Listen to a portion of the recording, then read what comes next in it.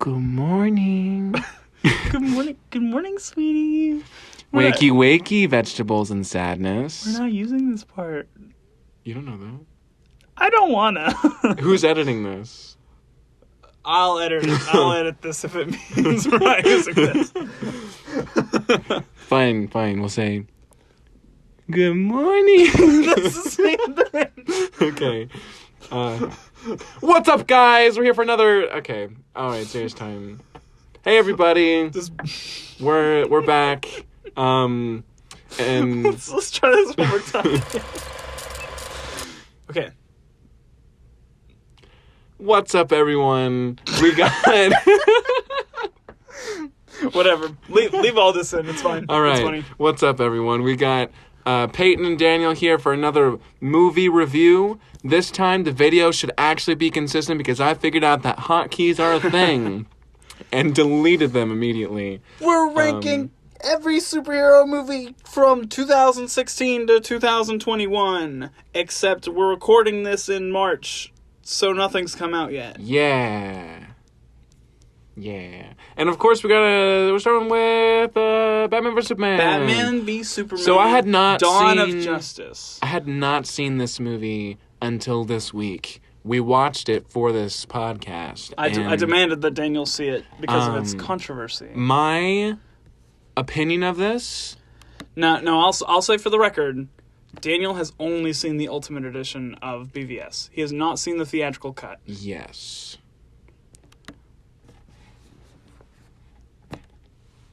I think so too. I really think so too. I think it's actually good. Yeah.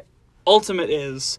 Theatrical has problems that can't be overlooked, but also this isn't a standard director's cut. Mm-hmm. It's kind of the essential way to watch the movie now. I think the only qualm I have with this movie is the reason that Batman's motivation changes to kill Superman is because Martha. Yeah. Which I understand conceptually, like, oh, he's human too. He has a mom and a human mother that he cares about. Right. That makes sense and is a very interesting concept, but it's never explored. It's just Martha. Right. And then boom, motivation change. And we were talking about this after we watched the movie, but I feel like you could have even put that trust in Bruce after Superman dies because, well, he's dead. They don't have to. They're not going to fight later because he dies. So, I mean, why go through the effort to have them like, oh, well, now they're together. Now it works. It makes sense, to have Batman be like, okay, I can't kill you right now because I need you to help defeat this bigger enemy, but I'm still like, you are a threat to society and I am going to kill you. Right. I think there are things in this movie that could definitely be cleaned up. Mm-hmm. I think the whole mystery behind LexCorp and the bullet, I think that works. Mostly cut out of theatrical. I think the characterization of Batman is probably the best thing about this movie. Mm-hmm. I think Ben Affleck is incredible as Batman. He's probably my favorite Batman. I think both Batman and Superman are written well and portrayed well. I think one thing I didn't like is kind of how goofy some of the Batman stuff is. In the beginning, there's that shot where he's like in the corner and he like scurries onto the on the roof or whatever, which was a little weird. I wish that was my other critique is I wish there was more shadows for him to hide in. Yeah. It feels like he's very exposed, but in the final fight, that's like intentional, where he is just a human who can't really do anything against this godlike power, but. I don't know. I feel like the whole movie, he doesn't have a whole lot. I do think that is partially Zack Snyder's characterization with... He's not... Nobody in this movie is trying to portray Batman as this shadowy figure.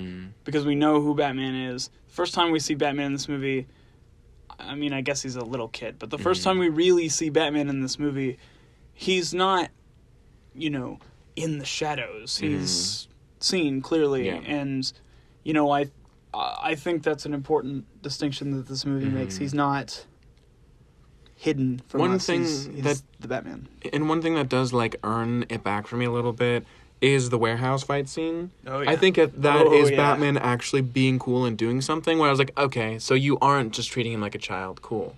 And it might be the first time that Batman's really had an action sequence on film that is a real fight, you know?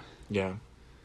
That's pretty much all I have to say about it. I liked Lois. Always love Amy Adams. She's cool. I love the scale of this movie, especially toward the end. I think this movie does a good job of being different movies at different times, and that could get jumbled into saying, well, it's unfocused. But I think more so that it's a big conspiracy movie, and it's also a versus movie, and it's also a movie about teaming up a little bit and fighting a big monster. And they have little of the tease for the Justice League in it, which is another thing. Probably could have been a post-credit scene. Yeah. Zack Snyder doesn't do post-credit scenes, but it did really kind of kill the momentum in that moment. But once it's gone, I forgot about it. So yeah, and I really like it. Like every time I watch it, I think maybe this time I'm not gonna like it, and I don't. I just enjoy it. I remember when BVS came out. I was like, that's so weird that they're doing a versus movie and a versus movie. Like Marvel was doing Civil War. I thought that was weird. Is it echoing in here to you? No. I keep hearing like a ding. I think it's fine. We can pause it and listen to it if you want. Anyway, it's not a big deal. Okay. You can cut that part out. Yeah. With watching BVS, I was so, I guess, surprised that, Civil War was coming out at the same time. I was like, is that intentional? Like, are they purposely doing, this versus thing? And I was actually, not super excited for BVS at all. I didn't watch it in theaters. Again, I didn't watch it till recently. Because I was like, oh, they're just doing Marvel's thing, but worse. Yes. This I will say BVS was supposed to come out a year before, and it got pushed. And actually, for a time, BVS and Civil War were coming out on the same day. Mm-hmm. So, which is weird. Yeah, that would have been doggy doo-doo. They would have cannibalized each other. Yes. And I think Civil War would have come out on top. Anyway, for sure. That's a good transition to Captain America: Civil War. I really like it. I started with this one. I ranked this one. What do you rank this? I'd say I'd put it in excellent. I don't think it's as good as some of the other MCU entries. But it has a great emotional center. I think it is one of the better action movies in the MCU. Mm-hmm. The Civil War fight is good, but I think what this movie really does to capitalize on is how it changes the sense of scale throughout the movie. Mm-hmm. We start with kind of a smaller, Captain America movie. Mm-hmm. And then it scales up. And then you hit this, giant action sequence with 12 superheroes. Mm-hmm. 6 on each side. Yeah. 12 superheroes. They all have distinct powers. They're, Spider-Man swinging around, Scarlet Witch throwing stuff. Mm-hmm. Ant-Man gets to be Giant Man for the first time. Goliath. And then... Rhodey, whatever... The War Machine. Tiny dude is big now. He's big now. he gets hit, and it's the first casualty, even though he didn't die. It's the first serious consequence of this whole event. Mm-hmm. And my main problem with Civil War, I think, is the characterization of Tony and Captain America. It's very subtle, the things I don't like, but it feels like some of the aggression or arguments are a little bit contrived to be Civil War. Especially Captain America's whole thing of, it's too focused on, well, we need to save my friend.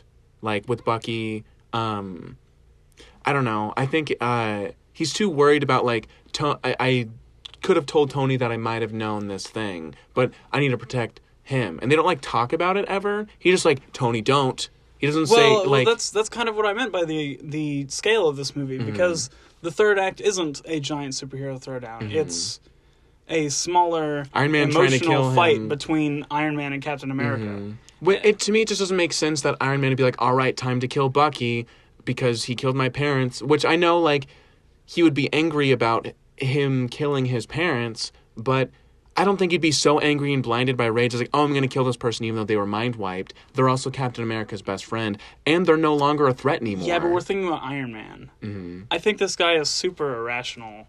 And I think I think this movie, maybe more than some other Marvel movies, really gets its characters. I think the Russo brothers really understand every single Marvel character. Mm-hmm. And I think they utilize all of them really well in this movie. Maybe not like Scarlet Witch and the Vision, but yeah. I just wish Captain that America and Iron Man and Widow have great arcs in this movie. Black Panther and Spider-Man are introduced in probably the best way possible. Especially Spider-Man. His introduction was great. Black Panther is cooler in this movie than he is in his own movie. So yeah, I think, again, my thing is more so that the focus of Captain America is like, in the comics, it's more focused on the actual, like, signing of the thing, because he's like, well, that's giving away our rights. We need to stand up for doing the right thing, whether the government tells us to or not, which turns it into the sort of political, like, well, should you be Captain Check, or should you be able to do the right thing no matter what? And it turns into that, not Tony versus Captain America because they're angry about the Winter Soldier. Well, sure, but which is a very small gripe for me. It's not that important. I'm just saying that if I had anything to critique about this movie, it was just that the focus felt a little off. I think this movie does both of those things, though. Yes. Like, I think this movie goes out of its way to be, this big political thriller for both sides of the conflict. But it also goes out of its way to be a smaller character-focused movie.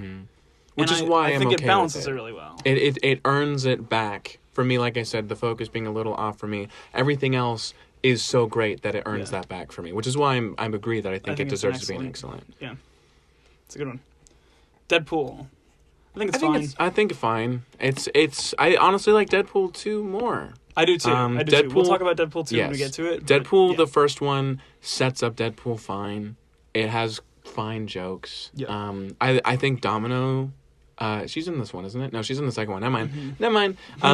I think this movie has an interesting ending, where I was like... Oh, yeah, right. They fight on the... It looks like a helicarrier. Yeah. And it's just like, I don't know. It's good. I like the aesthetic of this movie. The aesthetic of this movie is the color gray. Yes. But it makes Deadpool pop in a way that he's not like bright red. He's like a sort of muted red, but it's like it looks really cool. I love the suit.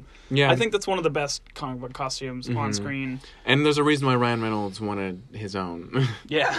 Yeah. Ryan Reynolds is great. I think some of the jokes fall flat for me. I agree. That's the main thing that holds this movie back for me. Some of the jokes aren't like that clever. I think a lot of the time which at the time uniqueness points because superhero movies weren't doing this, but I think a lot of the time the jokes are a little crude and not in a way that's like oh, they shouldn't make those kinds of jokes in the movie, but more like, I don't know, we're like, we gotta make this rated R. Let's throw in a few. It feels more like ew rather than It's weirdly superficial at times, which in the second, I don't feel like the second one does. Yeah. I think the second one earns its R rating. I think one reason why I would be inclined to move it towards good is because of how well it ties into the rest of the MCU, where it doesn't. Of course, it ties into the Fox. I like the thing where they open the door and the X-Men are there and they close the door. That's also in the second one. Is that? Yeah.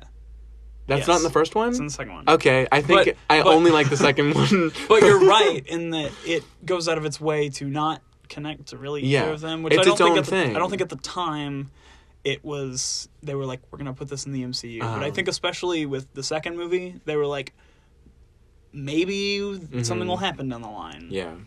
I think I like the feel of this movie being its own thing. I might put it in good. I'm going to leave it in not fine. Because I'm not a huge fan of it. But I think it's it's a good spot for it. Alternatively, I think Strange? Doctor Strange is good, if not excellent. I think it's just good.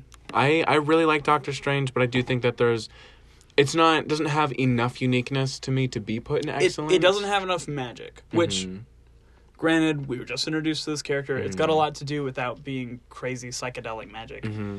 But I do feel like a lot of the time, I can't remember who said this. I'm paraphrasing also, but I've heard the magic in Doctor Strange described as firecracker kung fu, which I definitely agree with. Because there's the cool Inception sequences, but there's also just a lot of firecracker kung fu. And with like the whole movie is Doctor Strange learning magic, which is good for an origin story. But, towards the end when he's supposed to be the Doctor Strange now, he's still, it looks like he's doing basic rudimentary magic outside of using the Eye of Agamotto. The Time Stone, yeah. Which is fine, again, for an origin movie, but if we were to get the Doctor Strange, I would like to see him do more cool stuff. And even I feel like in Infinity War, he doesn't do... the battle sequence that one is amazing. Yeah. I love that sequence, but it still feels like he could do more. Especially in Endgame when he's like, I'm going to stop this water. Oh, man. We'll get to that when I feel like we're going to talk about Endgame for half an hour. But... Doctor Strange, good. Yeah, Doctor Strange is good. I think the second one is going to really tap into the potential of magic in the MCU. Especially with it. So far, the title has been set as Multiverse of Magic. That sounds really cool. It's Multiverse of Madness. Madness? You're right. I'm wrong. That's fine. Multiverse of Madness, which sounds super cool. Suicide Squad makes me want to barf. Be in a squad that will commit suicide after watching this movie. I think it's bad. I thought you were going to go a different way with that, and then I knew the way you were going with that. It's bad. I wouldn't put it in terrible. Nah. I think it has some redeeming qualities. I've only seen the first act. And I don't like it. I couldn't get through it, I'm sorry. The pacing is really weird in that first act. And look, with the whole Snyder Cut movement, there is also a, albeit much smaller, movement about release the Ayer cut of Suicide Squad. And while I don't think that is as substantially different, I do think that Suicide Squad feels a little tonally weird and definitely toward the beginning very choppy. It's very strangely edited. But I mean, I like the cast. I think Jared Leto is not given enough time to.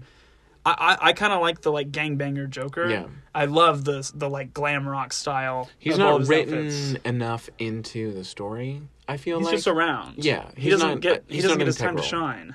He's not the he doesn't have to be the focus, but he doesn't feel like a pillar that the movie needs to have or will collapse. It's more like fancy. It's glad it's there. Viola Davis is great as Amanda Waller. Yes. She's threatening in a very human way, like Amanda Waller should be. Margot Robbie as Harley Quinn is also always good. excellent. Fun cameos from Batman and The Flash. I think even though I only watched one act of this movie, I still learned the song Heathens on ukulele after watching that one act of the movie. So something you probably wouldn't have seen by just seeing that much of the movie. The villain is the Enchantress, and she's pretty boring. After I watched it, I went on Twitter just to be like, what is it? Is this movie worth continuing? And she didn't even look that interesting. She just looked like Well, it's weird. This movie's character designs are kind of strange. Again, I kind of like the Joker one. The tattoos are some of the tattoos are weird. Harley's design is iconic. Yes, and there's a reason why me working at Party City, we sold out of all of the Harley Quinn costumes almost immediately. The new the Deadshot design, the Deadshot design for this movie is Will good. Smith played him, right? Yes, I like that. He's fun in the movie. Killer Croc's design is not very good. He's just a guy in a hoodie, kind of. But Enchantress, because she has she looks dingy and she kind of crawls around. She looks cool. She looks like a dark, demon character. Yeah. And then she becomes, the Enchantress. She gets her power back. And she's, this glowing empress. And she's, doing a belly dance sort of thing. She's moving around. Her head. He's demonstrating for me right now. her head's wobbling like the Ghost of Christmas Past from the Disney Christmas Carol movie. Yeah. Suicide Squad is not unwatchable by any means. I wouldn't even be fussed if we put it in terrible, but it's so bland. Yeah, I think it's bland enough that it hasn't earned terrible. Yeah, in the sense it's just, I don't know. It's kind of nothing. Again, I think the casting is probably the best part of this movie. Yeah, and I think if we get an Ayer cut of the film, I don't think it's going to be like revolutionary. I don't think we're going to see like a, whoa, Darkseid was in this movie and we didn't see him. Whoa, Superman's costume was different. Steppenwolf looks entirely like. I don't think we're going to see that. I think we're just going to see a movie where the Joker gets more screen time, albeit maybe still minimal screen time. It's more tonally consistent. It might be better, but, you know, we'll see. I'd like to see it. It's bad, but it could be fine. It's bad. The Ninja Turtles movie, I watched this. And so this is Teenage Mutant Ninja Turtles Out of the Shadows. Yes. This is the second one. The second one. Yeah. I watched this, but I do not remember a single thing about it. Besides the scene... No, I don't even... That's too generic. The scene where the turtles are standing... Oh, the turtles are standing. Yeah. I genuinely don't remember anything about the plot of this movie. Right. Okay, so... Let me remember it. I haven't seen it since it came out. Brain blast real quick. So this movie came out, and... well, first of all, the first Ninja Turtles reboot movie came out. Yeah. And people were like, they look like cave trolls. It's pretty dark. And it wasn't a dark movie, but it looks dark. Mm-hmm. This movie went out of its way to be like, and even the title, we're coming out of the shadows. Yeah. And it's not great. It's a good Turtles movie. Shredder's back. Bebop and Rocksteady are in this movie, which I was like, they announced Bebop and Rocksteady, and I was like, dude, no way. No way they do that. Like, giant animated rhino on screen. It's ridiculous. And they did it, and it looks really good. I was going to say, I actually liked it. Yeah. No, it looks great. What else is in this movie? Oh, the Krang. The Krang is in this movie. The Ninja Turtles villain. Oh, okay. The like alien, the alien stomach guy. I definitely forgot what his name was when you said the Krang. I thought of Crane from Kung Fu Panda. Kung Fu Panda. Okay. Yes, the Krang is the ending villain in this movie. This movie also introduces my favorite Ninja Turtles character in Casey Jones. Yeah. They got Stephen Amell from Arrow. Yeah, which I think is a good pick for the character. He's fun. I think that he could have been written better. I don't know. Yeah, I don't feel like definitely. it's Stephen Amell's fault at all. I think Stephen Amell's a really good actor. He looks the part to me, not like the traditional version, but in their version they're going for. I think he's a good enough characterization of Casey Jones. I think again some of the writing is just like, especially any scene where he is talking to April O'Neil or his like police supervisor. There's a scene at the very beginning where they're like, oh, you didn't get the arrest or whatever, and he's like I'm gonna be a detective. It's like, you're like 30, dude. Like you're whining like a little kid. I agree. But I think Casey's fun in this movie. I don't remember anything he does though. I don't think he's involved in the final fight. No. Also, if you're going to put Casey Jones in a movie, maybe don't make the villains the Krang and Bebop and Rocksteady because he can't go toe to toe with those villains. Make the baddies like Karai. Yeah. And the Shredder, which they did the Shredder in the last movie, and I think Shredder might be in this movie too. I don't know. I vaguely remember seeing him. I don't know.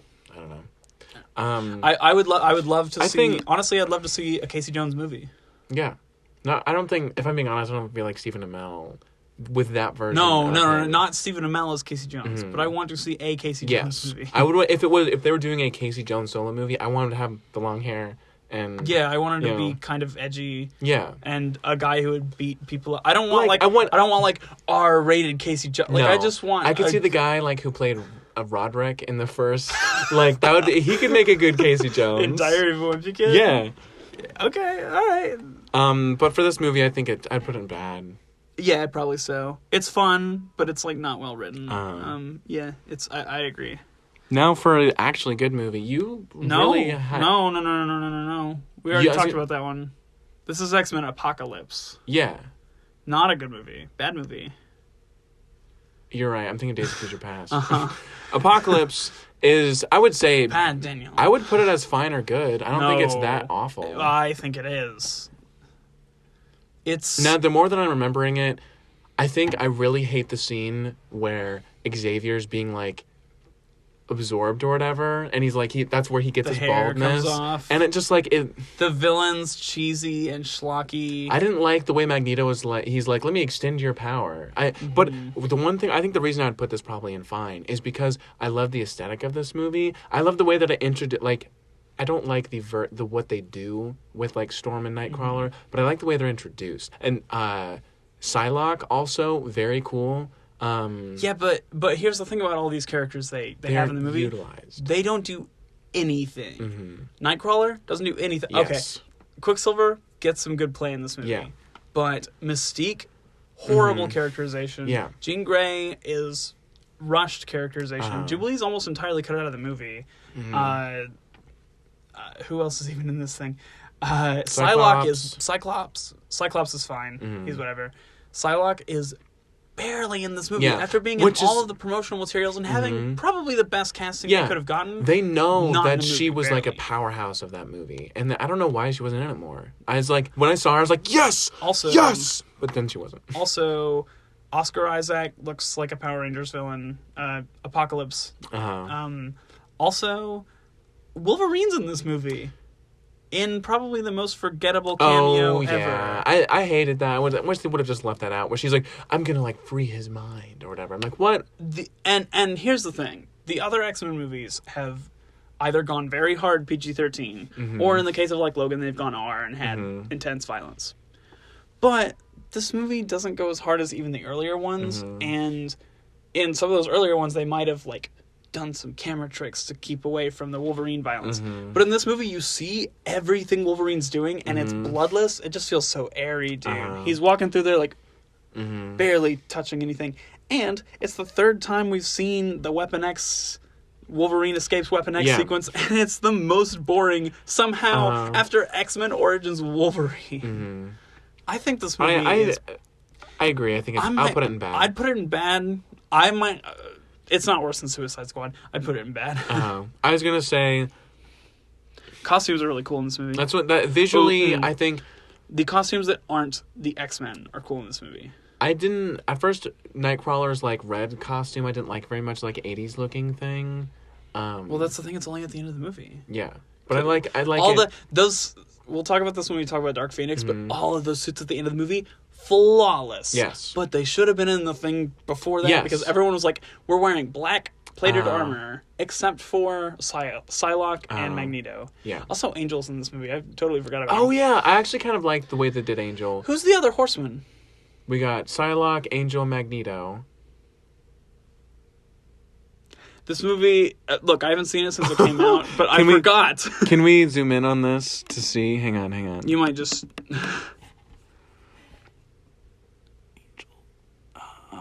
Storm. Oh, that's right. Yeah, Storm is the other one. I liked the way they introduced Storm, but she was again not utilized at all. She's like, "Oh, I'm the bat." Oh, just move it back up. Yeah, there you go. Cool. Anyway, don't say a word. Do not say a word. I didn't really want to put this on here. No. This movie, exquisite, a beautifully thought out and made movie that captures the heart and fun of the original like comic graphic novel it's made from, but also at the same time is a very like mature and fun like emotional journey with these two friends who are literally like children, but they have like this super sweet friendship. Their voice cast is great, the villain's great. The only complaint I have about this movie is that I don't feel like the pacing, once Captain Underpants becomes Captain Underpants, the pacing changes for, like, the first two scenes where it just feels off, and then the rest is fine. But I think this is at least a good movie, if not excellent. I'd put it in good. Okay. I'm okay with good only because I feel like... Also, let's put Deadpool in good. I think it deserves to be in good. Okay. It's in between BVS and DS. Yeah. There you go. So we got Deadpool and good. I'm fine with that. Yeah. Okay. Just it's Captain. Did you watch the Captain Underpants movie? Yeah. Okay. I've seen it. You don't have anything to say about it? No. All right. Well, I'm singing this movie's praises. If you haven't seen the Captain Underpants movie, go freaking watch it right now. I don't have anything to say about it's really Captain good. Underpants. Guardians of the Galaxy 2. I'd say it's fine. I'd say it's fine. I don't think it's anywhere near as good as the first movie. Did we put the first one in God tier? I think it was at least excellent. It was definitely at least an excellent. Mm-hmm. If not, it should be. Yeah, I think. Let me check here. Not that really matters. Yeah, it's in God tier. It's in God tier. Yeah, it's not as good as the first one. What a shame for the first movie to fall from like God tier to fine. I don't think Guardians 2 is even bad. Yeah, I agree. If it was bad, it'd be in bad. But I mean, like, I don't think it's a bad movie. But it doesn't really take the like fun and even the emotional stuff from the first one and build off of it. Yeah. It just does its own thing. Well, and Guardians 1 is such a unique world and such unique characters, and like it immediately captures your attention and it sticks with you. And I feel like Guardians 2, most of the time when I watch a movie in theaters, even if it's Suicide Squad, I watch it and I'm like, that was amazing. And then I might watch it again and be like, okay, I'm seeing the cracks here. Guardians 2, I walked out the first time and I said, it didn't jive with me. I thought some of the jokes fell flat. I thought the good character arcs, very visually stunning, gorgeous movie, but I don't think this movie is as compelling as the first one by a long way. One of the major things it suffers from is that it separates the people we want to watch together. Like the whole point is that of course, it's supposed to be this like found family thing, and we have now baby Groot. We don't have like adult Groot as like the heart of the thing anymore. Now he's like a burden that they have to take care of, and they use him a lot in the marketing to be like, oh, cute baby Groot, which I really didn't like that much. I think it was fine, but they focused way too much on it. I especially didn't like the first scene where like baby Groot's dancing and they're fighting the monster that has like the batteries or whatever. I like the scene, but I don't like that they're just like, why would they even bring baby Groot with them? Like, he's in danger and he's just there. Yeah. Like, they would put him in the ship or something. I really like, I love Rocket's arc in this movie. Yes, that's my favorite part of this movie. I think Yondu is also really good in this movie. Nebula's fine. Nebula's fine. Mantis is fine. Ego's very cool. I think Ego is another saving grace of this movie for me, where I think he's a good villain, but I don't think he ties into of course he's just tied to Peter, but I don't feel like he ties into the rest of the Guardians like at all. And that's something I was really looking for in this movie, is to give all of the Guardians an arc. And Rocket has one separate from Ego, but I feel like Nebula and Gamora really only have scenes that go like, oh, well, we need to love each other because we're sisters. And even that is like way more compelling when the Russos had their hands on Gamora and Nebula, which no offense on James Gunn. Again, I love the first movie, but I think none of the Guardians really get play outside of Quill and Rocket, especially Drax. Yeah. Drax, he got backseated on this one. Backseated and weirdly characterized as not just like, oh, I don't understand metaphors, but I'm the strong man, to just kind of being dumb. Yeah. Yeah. I just think this movie isn't as strong as it could have been or should have been, even with a really good villain. Yeah. And I think that's the thing is, so it's like, if there's like a flow chart of where the conflict comes from, we have Ego with him going straight to Quill, and then Quill going to like Gamora with their relationship problems, and then Gamora going to Nebula. And then a separate branch is literally just Rocket Raccoon by himself, and then Baby Groot's there. I could have used a lot more of Gamora and Quill as well. Agreed. Like, I think that they kind of, again, they even backseat their relationship a little bit, where he's like, well, the whole, like, kind of what are we or whatever thing. I don't know. That's all I have to say about that. It's good. Yes. But Justice League theatrical. Oh! We watched this together recently as well. I think it is terrible. I think it's garbage. Wow! I think it's garbage. Yeah, maybe. Is it unwatchable? I think almost, yes. Almost. Because of how flat all of the jokes fall. I'm not interested in a single one of these superheroes because of the way they're characterized. They're like, Batman's super goofy. The Flash is like useless. He trips over himself so many times. He trips over himself. He's afraid of conflict. All of his jokes fall flat. Well, and I think that might be the like main sticking point of how people are like, this isn't a Zack Snyder movie, because the Flash is like, I don't know how to fight, and that's not how Zack Snyder handles these characters. Yeah, he makes them look like gods, which, whether you like that or not, it's not what Justice League Theatrical does. And the Flash can be goofy and like mess up, but he is a powerful and useful part of the Justice League. They're like saving him rather than saving other people. I don't know. I think too, I just didn't like most of the emotional beats. I like the random Superman being brought back and him being bad for a little bit felt like it broke the pacing for no reason. And then I don't know. It's just the whole villain having the 3 boxes separated. There's multiple times where they could have like still gone after the box when he went for it, and they were like, "We're just going to watch him take it." The villain sucks, dude. He's so bad. Steppenwolf looks like a Power Rangers villain. Honestly, I just can't think of any redeeming qualities of this movie. Here's the thing. I don't hate everything in this movie. Even some of the Joss Whedon stuff, I'm like, that's not horrible. Like, that characterization of Superman works, but not for this movie. Yes. Not for a sequel to BVS. Especially also, like, the Man of Steel Superman is so different from this Superman. And my favorite Superman is the Man of Steel Superman. I think it's just disappointing that they didn't utilize their time at all. Like, everything feels like, okay, well, maybe if you fleshed this out more and didn't focus on this thing for a little bit, it would be fine. Which is what I'm hoping is going to happen with the Snyder Cut, of course, is that it's going to be cut differently, so we will get the time we need to fix the bad parts. It's just every joke falls flat. There's a lot, obviously, now that we're getting the Snyder Cut, there's a lot that was planned that we didn't see. The Snyder Cut's going to be 4 hours, which was, of course, not the initial runtime for the movie, even when Zack Snyder was still on it. But this movie's not even 2. Which, crazy shift there. I think that if you want to put it in garbage, I'm all for it. I hate this movie. I think it's really bad. I think, so, scale of 1 to 10, 10 being absolute garbage, cannot watch, I say it's like an 8.5. Which is why I'd put it in garbage. It's not unwatchable, but you shouldn't watch it. It's not fun to watch. That's the thing.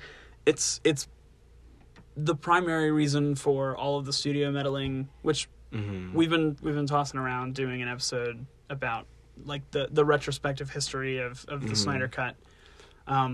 But with all the studio meddling and the reshoots and stuff, the primary objective was make it fun. And it's bad. It's not fun. It's a chore to watch, and it's cartoony and goofy in a way that not even a superhero movie, like, imagine if a Marvel movie was like this. Not even the goofiest Marvel movie is this cartoon. Don't even get me started on Cyborg. Like, I feel like Cyborg just, he didn't do anything fun. Like, Cyborg is a tormented character who's been through a lot of trauma. But, like, he doesn't really attach to any of the Justice League to become even, like, friends with them a little bit. And for some reason at the end, he's still, like, fist bumps, like... And there's just no character connection here.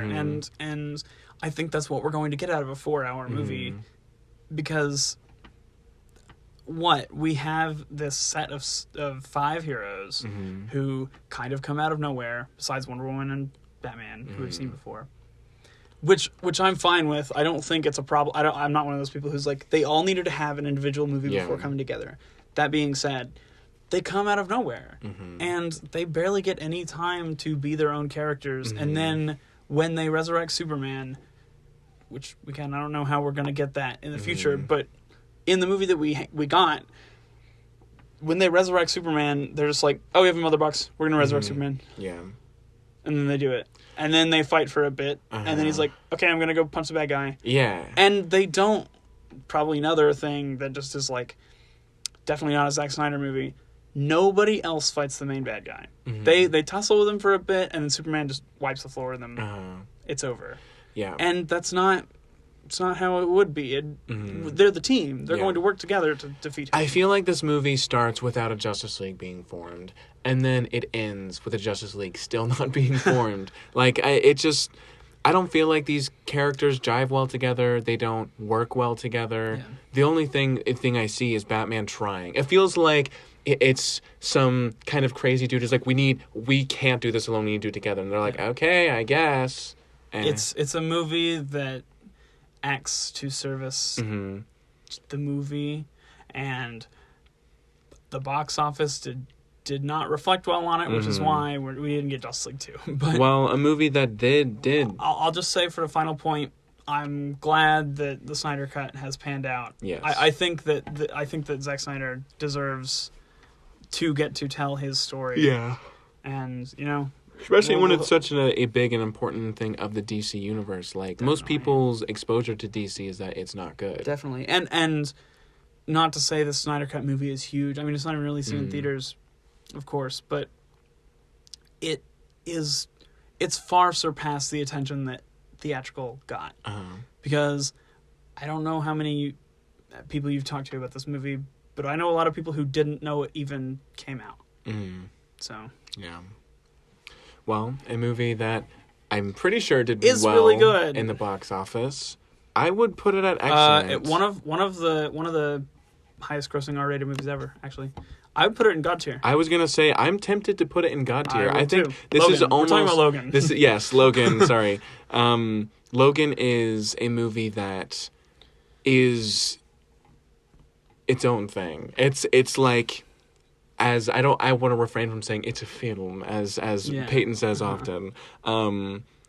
Logan it's a good movie that stands on its own, but also builds off expertly from everything that the the X-Men universe has set up for us. I love especially the hint that Xavier killed all of the mutants because he had a psychic or quake or whatever. It's a really skilled adaptation of Old Man Logan, especially because they couldn't use most of Old Man Logan because all of those characters are at Marvel, but it's a movie where, unlike a lot of other superhero movies that try to do the it's gritty and real thing, it's still so committed to the character of Wolverine and Professor X, and it's committed to action sequences with those characters that feel very compelling. I love the scene where he's having a mind quake or whatever they call it, and it's in the hotel, and Wolverine's slowly moving to get closer to him, and it's this. He's probably worried that it's going to be the same thing that happened before, and it's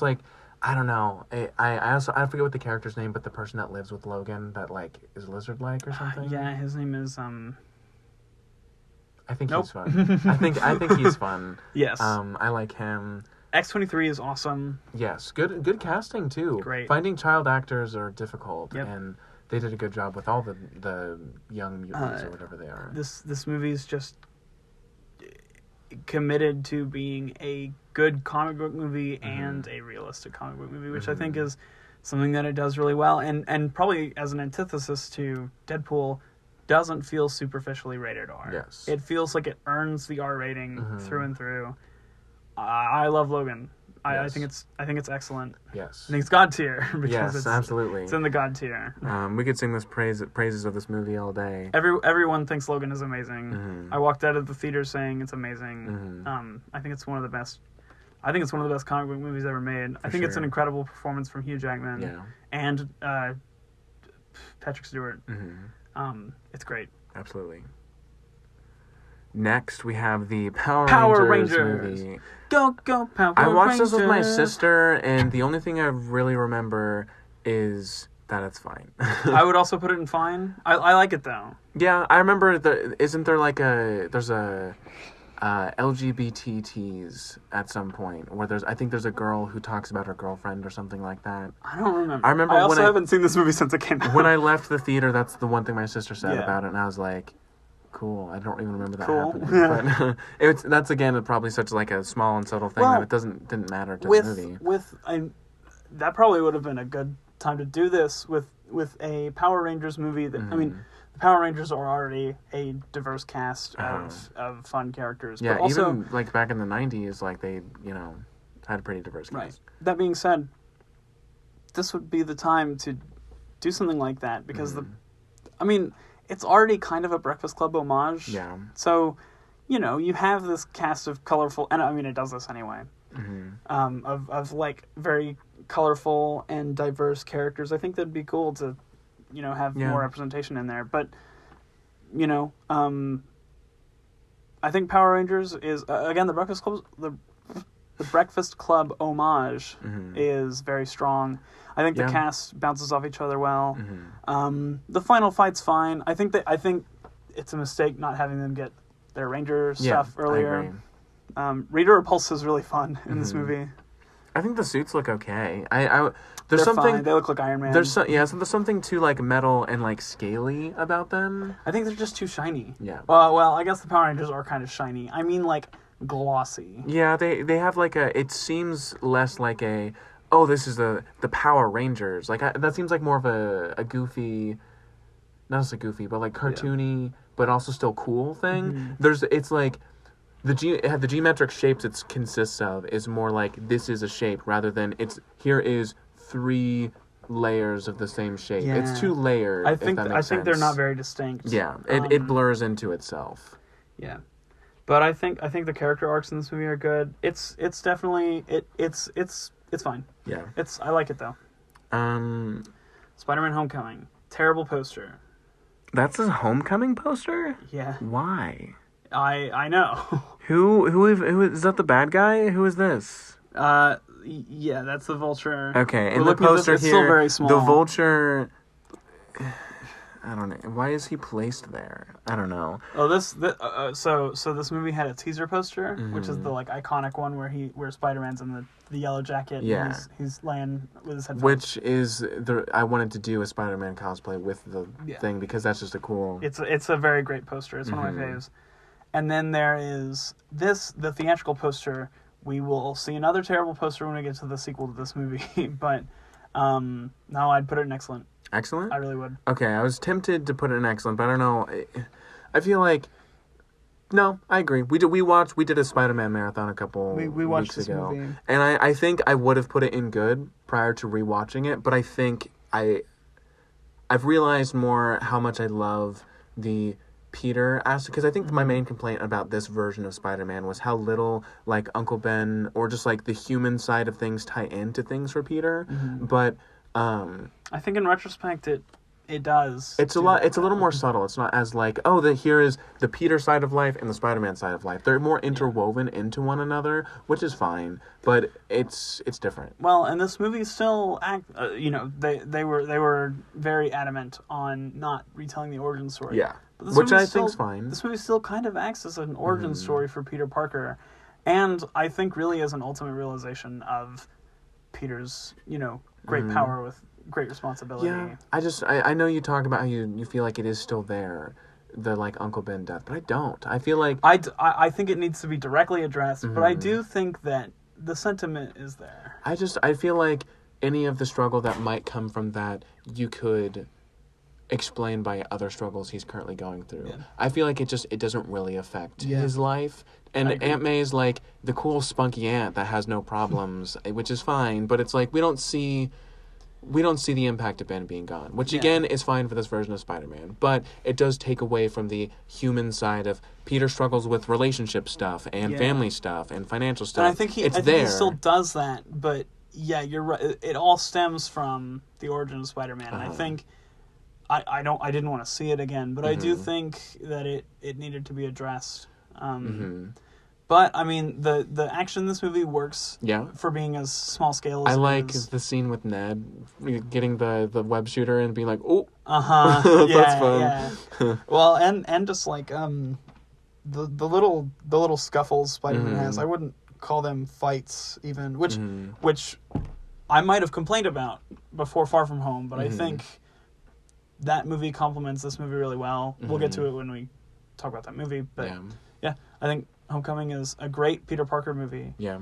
And has a really bad poster, but it deserves to be an excellent. I especially love, I think the climax is my favorite part of this movie, where they're on the plane with the Vulture, and he's like, your suit's gonna stop, your suit's gonna blow up. Yeah. And he's still in the Vulture's like, get off me, you're just trying to stop me. He doesn't know. And then he still saves him. Like, that is one of the things that is so human about Spider-Man that I love. Definitely. And it makes me want to cry.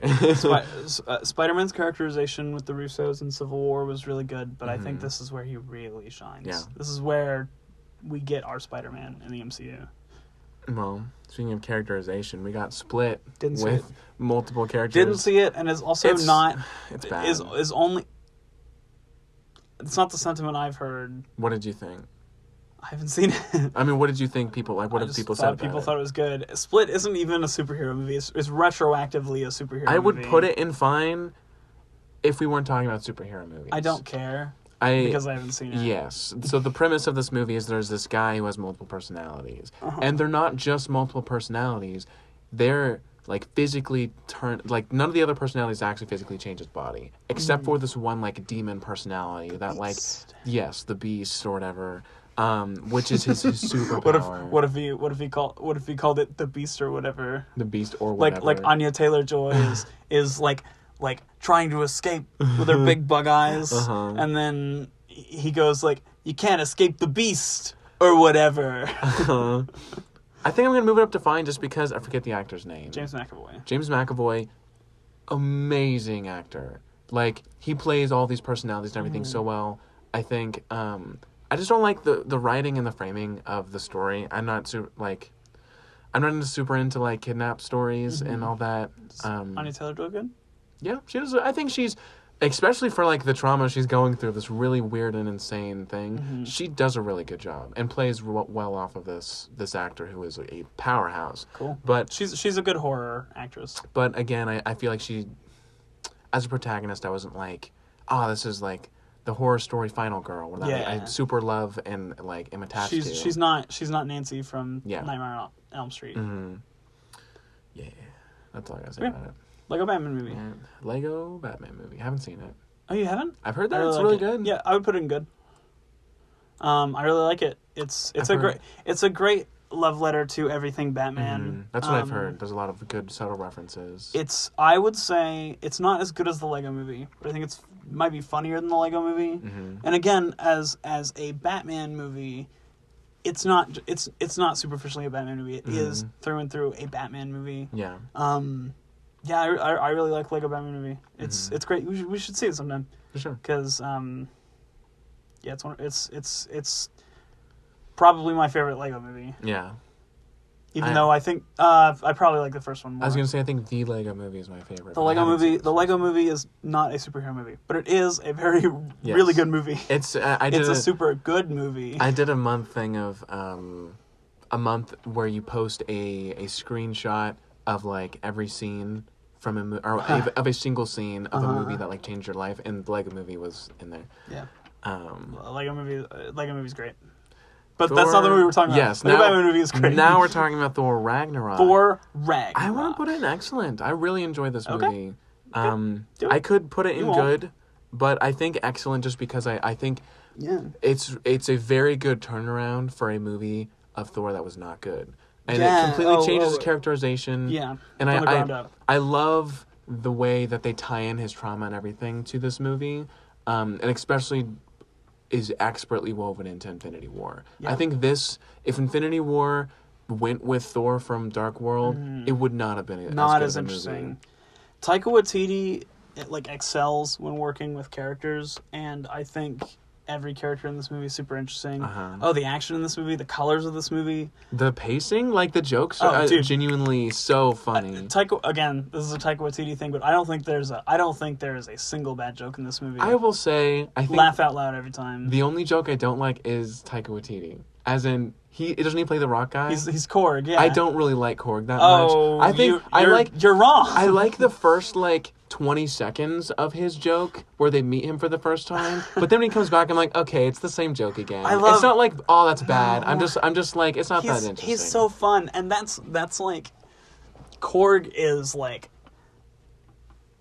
the example of Taika Waititi humor of just like oh, you can it's a three-pronged fork, so you can stab 3 vampires at once, or there's the hilarious scene where Loki and Thor are having this emotional moment, and then Thor's throwing rocks at him, Mm-hmm. and Loki disappears, and Korg goes, "Piss off, ghost!" Oh, Yeah. he's freaking gone. Yeah. Korg's really funny, and this Uh-huh. movie also does a great job at balancing very emotional Yes. and heavy moments 100%. with the comedy. People say it's too funny and it's not enough. The I disagree. The movie is a comedy, but like you said, it ties together with the drama so well, which is then expounded upon in Infinity War. Yeah. I think if this movie didn't set that tone of the complexity of like he's now a funny character, but also so much shit has happened to him. Yeah, well, and he's got so much trauma, and it's unpacked in this movie in a way where you're never like, oh man, this is kind of dour. Like, Odin dies, and that is, we're not laughing in that scene. I don't know, compared to something like a movie that came out in the same month, Justice League, there's no emotional weight to anything in that movie. It's all jokes, and I feel like this movie does a way better job at being a lot funnier and a lot more emotionally impactful. And just cool. Like the scene It's where cool, dude. This movie's cool. He starts like using the lightning without the hammer. I was like, that's so cool. And Immigrant Song, and he comes down on the lightning. Amazing. I was kind of disappointed that they didn't use that at all in Infinity War or in game. That he had to have his hammer to use his lightning, which wasn't. I thought you meant Immigrant Song. And I was like, no, which wasn't like a problem. Like it wasn't that he had to have it. It's like he wanted it because it would make him more powerful. Yeah. But I wish that there was more lightning in those movies. This one does a great job of that. Thor Ragnarok is, I think, excellent is a good spot for it. This is Transformers: The Last Night. Didn't see it. Yeah, whatever. I don't care. It's in garbage. That's it. Over. Wonder Woman, good. No, I think it's excellent. I think it really deserves excellent. Now that I have seen the movie that she was first introduced in, and I've seen her fight and be cool, I think I am now more okay with how lame she is combat-wise at the beginning of this movie. Okay. Because my main problem with this movie, she started out like being just like on the same level as all the other sisters or whatever, and she didn't do anything cool. And then she's like, "Oh, I have this power," and it's never described like what her power is. Of course, we know because she's Wonder Woman, but it's like we never see her become the full-fledged Wonder Woman, which I didn't like. But now that I've seen full-fledged Wonder Woman, I think I could put it in excellent, but it'd be great. I think this movie would be in God tier if the third act wasn't a little muddled. Everyone complains about the third act. I don't like the third act for different reasons. Because a lot of people are like, oh, it's just a big gray villain with lightning and fire. I think that's not as bad as just... I feel like the themes get a little muddled in the third act. I think it would have been great for Ares to have not been the actual villain of this movie. Like, she's been hunting down Ares this whole time thinking she's causing the war, and then it's just like, no, humans are bad people. Yeah. And maybe... And that's what we end up getting, but then it's immediately contradicted with Ares' arrival, and then it's like, oh, the war is over. Yeah. But then Diana still goes into hiding, and I feel like this movie for Wonder Woman's arc, especially with the framing device, really excellent and ties in really well to... We'll see about Justice League, but ties in really well to BVS. And it's a great characterization of Wonder Woman, and I think it's a really great movie, but it's got a couple of issues. I agree. I think it deserves excellent. Ant-Man and the Wasp, bad. I think I could put it in fine, but... I might put it in fine. Okay. It's whatever. It's fun. Yeah, I like the Wasp and Ant-Man being together and doing things, and I like them hunting down... What do we put Ant-Man in? I think we put it in good. Yeah, okay. I think this movie suffers from the villain being super cool and super interesting. Ghost is really cool. I like Ghost a lot. They don't do much with her later. No. Yeah, that's it. This movie, well, let me just say, I think this movie is fun. I think it's really funny. It's not as funny as, like, Ragnarok. It tries harder to be a little more serious in certain parts. It's also, and I don't know if Peyton Reed wrote the movie, but whoever did write the movie, it is Peyton Reed working not on an Edgar Wright script. Yes. Which, my complaints with the first movie are largely, it feels like somebody trying to emulate Edgar Wright, because it is somebody emulating Edgar Wright. But this movie doesn't have some of the flair that the first movie does because somebody else wrote it. Yeah. Which is fine. I think it helps bring its own uniqueness to this movie, but I don't feel like it's as unique as the first movie. And I don't know, it's a fun romp, but I think especially where it released is like, it's between Infinity War and, although it was kind of disappointing, Captain Marvel. And it feels, for lack of a better term, a little small. Yeah.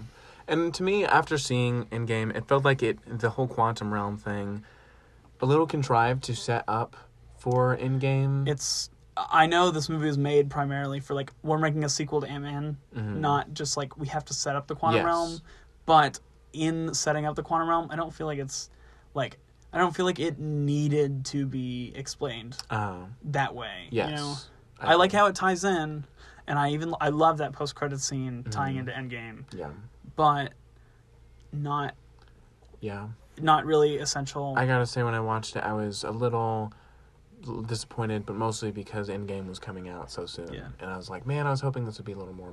The shock in the theater when the post-credit scene came up and the three characters got dusted and everybody knew, like, what that meant. And everybody was expecting that. Yeah. But to see it actually happen was like, oh, man. Yeah.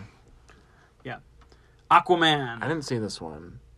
We should watch it. Maybe after Justice League comes out. Maybe we watch Aquaman, because it is directly following up. I would put Aquaman in good.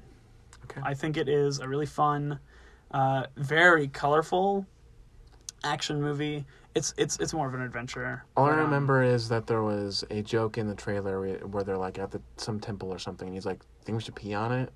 And it's like, that just reminds me of the YouTube video. It's like, I got a rock. You want to pee? You want to do something gay, like pee on it? And I was like, that's such a dumb joke, but it's kind of dumb. It is in the movie. It's kind of dumb. And this movie also revels in being not kind of dumb, but kind of silly. Not in the Justice League way of like, oh, this is a cartoon, but in a way that's like, yeah, we know it's Aquaman. Yeah. We know it's kind of silly. Yeah. Jason Momoa gets to be like a fun rocker, Aquaman, but also it's kind of a story about, you know, this person taking responsibility and like Aquaman becoming the king of Atlantis. And I don't know for a fact, but I think it is going to be a very good follow-up to Justice League in a weird retrospect, but not retrospect way. Yeah. I really like Aquaman. I can't wait to see what they do in the second one. I think this movie balances two villains really well as well. Also, amazing costume design. Every costume in this movie. Mira looks great. Aquaman looks incredible. Black Manta looks great. Ocean Master, they did the like animated eyes like Deadpool. And I know a lot of people were like, well, he's cartoony, so you can do that. But Ocean Master, it really works. I'd love to see them do it with Batman someday. Yeah. Anyway, I really like Aquaman. We should watch it. Next is Infinity War. Avengers. I like... Put it in terrible. Bruh. I'm going to say, I think Infinity War is better than... I think it's better than any of these movies and excellent. I want to put it in God tier. I think it's better than Endgame in my opinion. Yeah. I like Infinity War because it almost expertly balances the whole cast of characters equally. Yeah. Like, I don't feel like there's a single character who's underutilized in an unfair way. And if they are, it's intentional. Yes. Like you're not going to be seeing Wong the whole movie. Yeah, of course. And we know that. Yeah. It utilizes all the key components well. They're all used well. I especially love the way... It feels like a comic where it's like you switch between the three perspectives of the three different aspects of the Avengers. And the fight with Thanos on Titan, amazing. Beautiful. Battle of Wakanda's great. Yeah, I think that's my least favorite battle, if I'm being honest. I like the New York fight. I like the New York fight. I like every fight, except the train fight where they come to save Wanda and Vision is super cool. Captain America comes in and he's like, hey. And he's got a beard now. And yeah. Good movie, great movie, God tier. It's really incredible. I think it's a real testament to superhero cinema these days of like, A, what can be done, but B, like, how you can balance a bunch of characters, how you can introduce a couple of characters, how you can have a movie that's inherently, the idea is a little silly, and completely make it work. Yeah. There, more than action sequences, I think this movie really, is held up by its emotional moments. And it's funny, when I first watched this movie, I didn't like it that much. Wow. I like when everyone gets dusted at the end, I was like, because I was like, I knew this was like, they're going to bring them back, obviously. The whole weight of them dying didn't matter to me because I was so caught up in my whole expecting what's going to happen or whatever. And for some reason, I wanted Thanos to be like a Cthulian figure where he's like this impeding force that can't be stopped. But upon rewatching it, I was like, I just expected a different movie. And I think that even made me appreciate it more because of all the things it does well. Yeah. I think it sets up Endgame really well. It sets up not a smaller movie, but a movie that initially, at least, is more focused on core characters than this one is. Yeah. And it's just to go back to the cliffhanger. Everyone saw this movie, and I was expecting the snap because I'm a comic book fan and I knew something like that would happen. But I never thought it would happen the way it would. We get the snap, and it's like, oh, we're going to lose all of our old characters, and our new characters are going to have to step up. And then, this isn't a stroke of genius, I guess, but, like, way smarter. Snap, everyone knew. Black Panther, gone. Spider-Man, gone. All these characters, Wanda, Vision, well, Vision doesn't get snapped, she dies. But all of these newer characters, out of the way. The next movie's focusing on the heroes that we've seen from the very beginning. So smart. Such a good way to end that movie. And people talked and theorized about it for a whole year. Like, Infinity War changed the way that we saw superhero movies probably forever, but at least for this amount of time. It was like the first superhero movie that my dad saw where he was like, the superhero's lost, and he was fine with it. Because most of the time he's like, the reason I like superhero movies is because it's like escapism, and you get to, the hero always succeeds. But like, he actually liked the movie, even though they lost. Yeah. And there is the hope, because they're going to bring them back. Right. Like, there's no way that... Spider-Man isn't going to get another movie. Of course, but there's real emotional weight to losing them. And I think an important part of the movie is letting yourself, specifically for me watching it, letting yourself be in that moment rather than thinking about the other movies. Well, and like even another movie that brings back a character that we know or kills a character we know is going to come back, like Batman v Superman. This movie does an excellent job at, like, they waited. Yes. And I don't think it's a huge detriment to BVS because there's obviously an arc happening there, but Infinity War really works because they have this huge emotional moment of people dying, and you feel that because you've seen Spider-Man Homecoming and you've seen Black Panther and you've seen all these movies where the characters that are dying are in, and it's very emotionally impactful. Yeah. I think Infinity War deserves to be all the way up there. For sure. Black Panther, I feel like this is in his own movie, is the least cool that Black Panther is. What's weird is I want to put this one in excellent, but I also don't know if it should be. Like, I think Killmonger is a fine villain, but he's not a good villain. I think he's the best part of the movie. I agree that he's the best part of the movie, but I still think his motivation isn't that high stakes for Black Panther, which is fine for it to be a more Wakanda focused thing, but I don't know. Maybe. I just didn't like Killmonger's tie to Black Panther. I liked his impact on the world. Yeah. But I don't know. For Black Panther to be like a foil or a parallel to him, it didn't make a whole lot of sense when Black Panther's like, well, he's a little bit right and I think we should open it. Like, at that point, I don't know. He's agreeing with him and isn't a immediate opposition with. Well, he is at first. Yes, but I mean, that's because physically he's there to challenge them. Yeah, but how many superhero movies does the main antagonist like evolve the main character's arc this much? Yeah. Like beyond just being like, I'm here to challenge you and for you to discover something. Like Killmonger has the impact of like maybe he's right. Yeah. Maybe we should do this. And I think Michael B. Jordan is fantastic. I think Chadwick Boseman is pretty good in this movie. Mm-hmm. Aesthetically, this movie's awesome. Yeah, action except for sequences are great. the scene on the train where there's the like vibranium flickering on and off. I know they had to put focus on Infinity War, and I think it was worth it. But there's some wonky CGI in this movie. Yes. That being said, I think the characters really work, and I think the practical action really works. Yeah. I don't like that Black Panther is, quote unquote, dead for like 20 minutes of his own movie.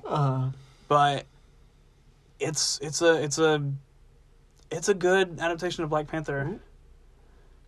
So we're putting it in good or excellent? I want to put it in excellent. I don't know that it deserves to be. I feel like it's all on the way same up there. level as Doctor Strange. I think it's better than Doctor Strange. I don't feel like it's as. I think it's good better as... than all of these movies here, but I don't think it's as good as these. Yes. So I think it fits on good, but it doesn't quite fit into excellent. I just feel like it should be an excellent. I feel like it should be up there, even though I don't think it's perfect. I think I'm pretty solidly I think it should be good. All right. I think again, like you said, it's at the top of the good list, but I don't think it quite fits into excellent.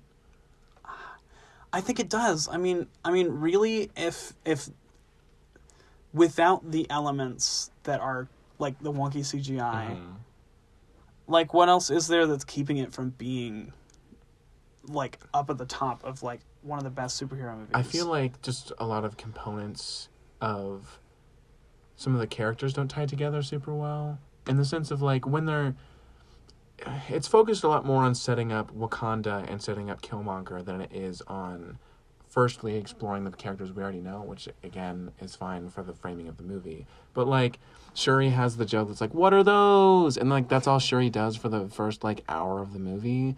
And like the love interest, whatever, with Black Panther, they're like, "Oh, we were in love, but we're not anymore." And that's like, that's it. That's all they have to do.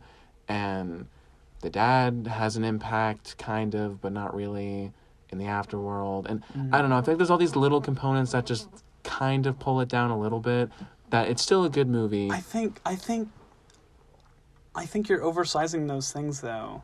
Like, I think they do, despite him being dead for 20 minutes of his own movie, I do think they explore T'Challa's character really well. I didn't say anything about T'Challa. Okay. I think T'Challa and Killmonger are the two characters that I explored well. Everyone else, even, like, I didn't feel like they really had to introduce, I forget what the guy who plays Martin Freeman. Everett Ross. Yes, Ross. I feel like Ross didn't really have to be there.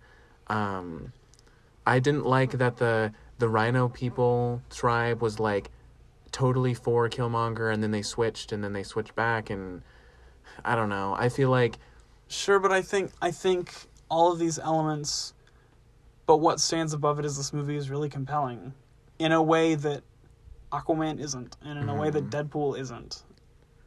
And in a way that I think Spider-Man Homecoming is. I just feel like Spider-Man Homecoming doesn't have all those smaller things holding it back.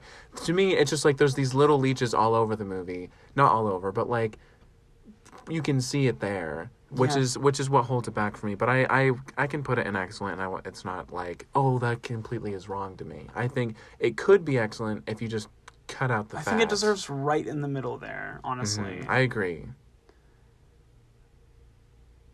I would put it in excellent. Okay, we'll put it in excellent for now, and we'll examine what other movies are there. And okay, all right. If we feel like we'll change it, we'll change it. Bumblebee, I didn't see it, but I heard it was fine. It's fine. Yeah, okay. It's whatever. It's E.T., but Deadpool with a robot. 2, excellent. I feel Whoa.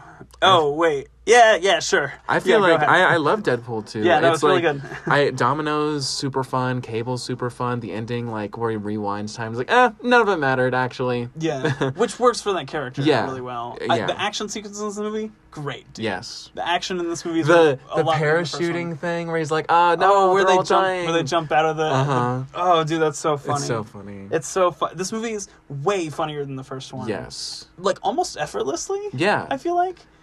I think the one joke I didn't super like was the baby legs. I was like, I love the baby legs joke. It was so funny. It was funny to me, but I was like, okay, this joke is going on for a little too long. I'm a little uncomfortable, which is a little bit the point. The Juggernaut is also really great in that movie, especially the little with Deadpool, you have these little meta references. You can have the Juggernaut, and he like rips Deadpool in half, and he's tumbling through people and fighting Colossus and doing all this stuff. But also, you can just have this little moment of like, aren't you like Professor X's brother or something? He's like, yeah, whatever. The Juggernaut is just kind of there, and it's fun. I'm pretty sure I watched this movie before I saw Deadpool 1. Like, I went to, because I worked at the Warren Theater, and so I got free movies, and I went to go see with my friend, and this was just showing. So we went to go see Deadpool 2, and I hadn't seen the first one, which is why I think my memory of the first movie was overwritten by this one, because this one's just so much better that the first one was a little bit forgettable to me. I love the, like, sequences of him trying to kill himself. Are emotional, but also just like they look beautiful. That's something that I walked out of this movie because I had seen Deadpool before, and that's something I walked out of this movie like, wow, this movie has a lot of emotional weight to it that I didn't expect from a Deadpool movie. Especially like with the kid with the I forget his name, but who kind of becomes his companion. Fire Fist, but I don't remember his real name. But he feels like just a snot-nosed kind of traumatized teenager. Like he just feels like real. At this point in time, the like Fox Disney deal had already been struck, and so we were at a point where this movie was coming out, and we kind of knew eventually there might be an MCU crossover. And I know before people were like, Deadpool won't work in the MCU because he says the F word and he's violent and it just won't work.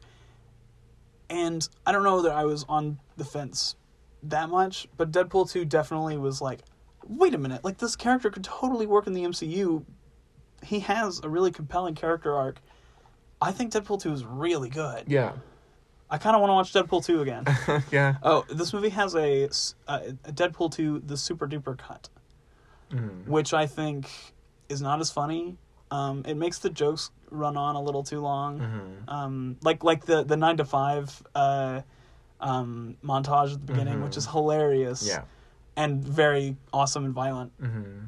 Goes on a little too long in that one, and it's not as good as theatrical, which I don't think they were ever like.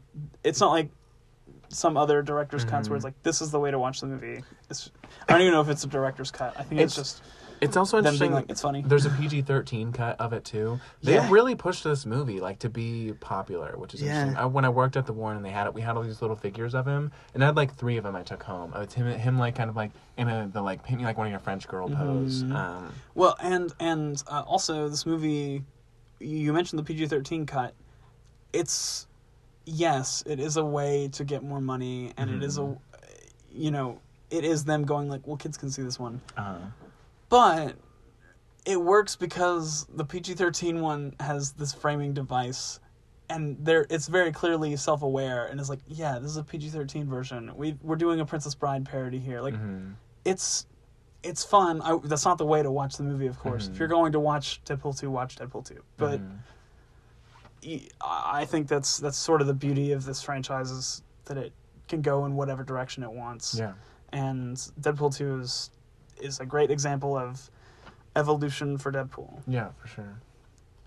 Incredibles talk 2. about not great sequels. Incredibles 2. It's fine. An incredibly average sequel to an Middling. incredible movie called The Incredibles. I put it in good. I maybe. think that's fine. fine. It's fine. Good or fine. Good or fine is fine. I'm gonna put it in fine just because I don't feel like it's on the same level as Doctor Strange. It's not that interesting. I think it really suffers from destroying all of the growth from the first movie and then re-exploring that same arc, basically. It's all of the dialogue in the first movie is so organic, especially between Bob and Elastigirl, I forget her name. But they have such, like, it feels like a married couple fighting. Yeah. And in this, it's like they don't even know each other. They feel like separate entities, the whole family does. The Jack sequences are fine. It doesn't have to last as long as they do. It's fun, but like the villain isn't nearly as compelling as Syndrome. Violet and Dash, I don't remember them getting much to do. Violet basically just, I got a boy troubles. Oh yeah. Yeah, not that interesting. Does Dash do anything in this movie? He has trouble with math. Math is math. I gotta say, there's definitely a lot of good jokes in here. Oh yeah, definitely. I think it's disappointing that the whole family sidelined besides Elastigirl. Yeah. And kind of Mr. Incredible. And that's the point, but I think it maybe should have been a different point. Yeah. Maybe should have just been a different especially when the sequel, like, is coming off such a great movie. And it set up, like, at least a fight. I don't think an Underminer movie would have been interesting. No, I don't think the Underminer was intended to be the next movie's villain. Yeah. At all. I don't know. They made a video game of it. played it. And I think that would have been fine. Like, if they just, like, didn't even start with them fighting But the Underminer. they do leave off from the last one. And they leave off from literally moments before having been at Dash's track game, like, supporting and being a family, to then, like, separating, and it's fine. It's good, but you know it's whatever. It could be better. Yeah, I need to get that out of my vocabulary. We got to speed this up, and this next movie is not going to help us do that. I don't think there's anything It's I all the can way say at the top. about this movie No, besides we're it not gonna deserves argue about God this one. tier. We're not going to argue about this I one. agree, it's God probably tier. the best. It's probably It is the best Spider-Man movie. I think we agree 100% on this movie. Yeah, no, we're not going to argue about this one. It's Spider-Verse. It's You can't sing any more praises for Spider-Verse. The beautiful. animation. The story is unique and interesting. Oh, dude. Music's amazing. For an animated movie to have this much emotional depth, Especially amazing. introducing a whole new character to a very well-established, like, universe of Spider-Man. Yeah. No, Spider-Verse deserves to be all the way up there. I don't... No debate. Yeah. I haven't seen the Teen Titans Go movie. Have you seen it? Yeah. I heard it's good. It's good. Don't put it in good. It's not that good. Yeah. I was gonna say, I've heard that it genuinely was like a good movie in the way that it like is goofy but not. I don't know. I haven't seen it, so I can't say anything about it. It's funny. It's funny and fun. It's whatever. I like Teen Titans Go well enough. Mm-hmm. There's a really funny joke in that movie where the Teen Titans want to get famous. Yeah. And so they travel back in time and undo the Justice League's origin stories. So, like, they go to the Fortress of Solitude and, like, mess with the crystals and stuff, and they like, scoot the particles in the Flash's lab over a little bit. Oh, yeah. And they they stop the Waynes from going down the alleyway. But then chaos ensues. So they're like, we got to go back and fix everything. So they go back in time and they, fix everything they've done, except when they go to the Waynes, they get to the Waynes and they, like, shuffle past them out of the way, and they just push the Waynes into the alley for them to get murdered. It's really funny. Yeah. That's the only thing I remember, though. Will Arnett plays Deathstroke. Except they honor the original Teen Titans show by just calling him Slade. There's a fun joke where he keeps saying his name, like, Slade. Yeah, I remember that. Yeah. It's fun. Venom? I'd say it's fine. I'd say it's fine. Yeah. I think it's a cool exploration of a new version of Venom. In fact, I like it more than any of these movies in fine. I almost wanted to put it in good, but I think that it's kind of middling. It's kind of held back by the pacing of the definitely. movie and the, like, climax. Like, Venom becoming the hero was a weird jump.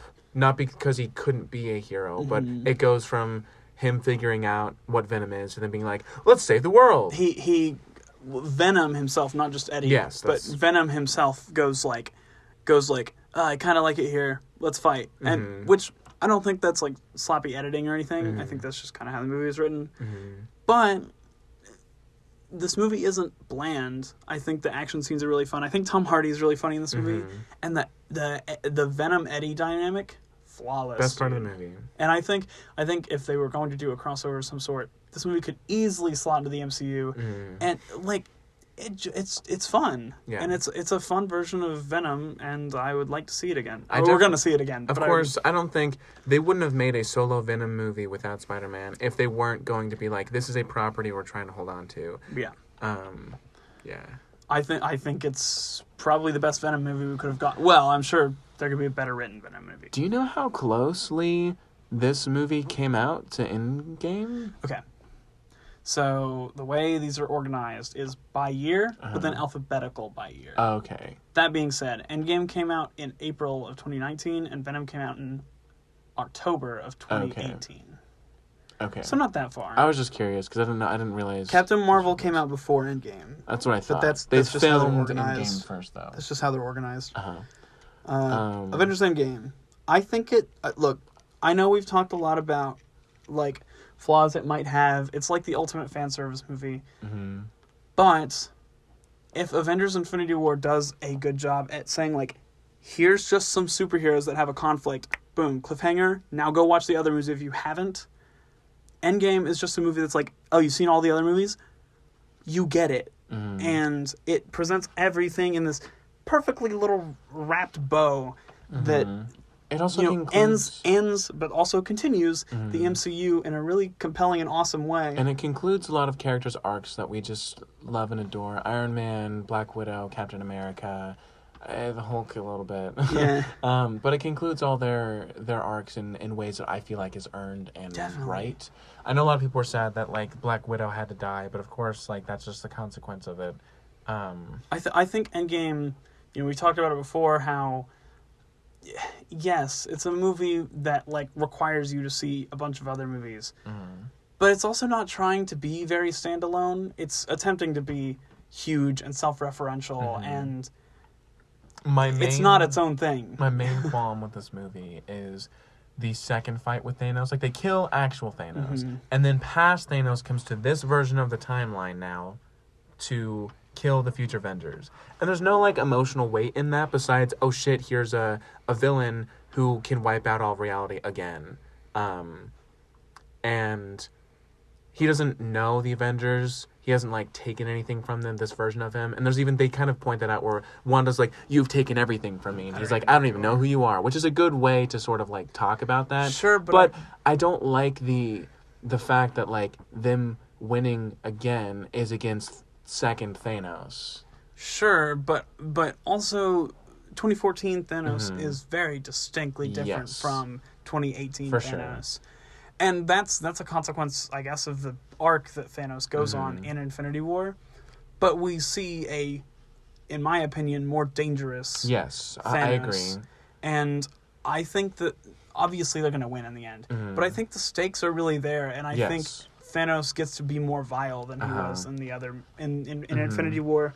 It's a very small qualm because I think what they do with it is good, but I just wish that they can't really have another villain in a movie like this. I don't think that I don't think that Thanos just, like, comes out of nowhere because they need Thanos. Like, I think that they do something really interesting with Thanos that's like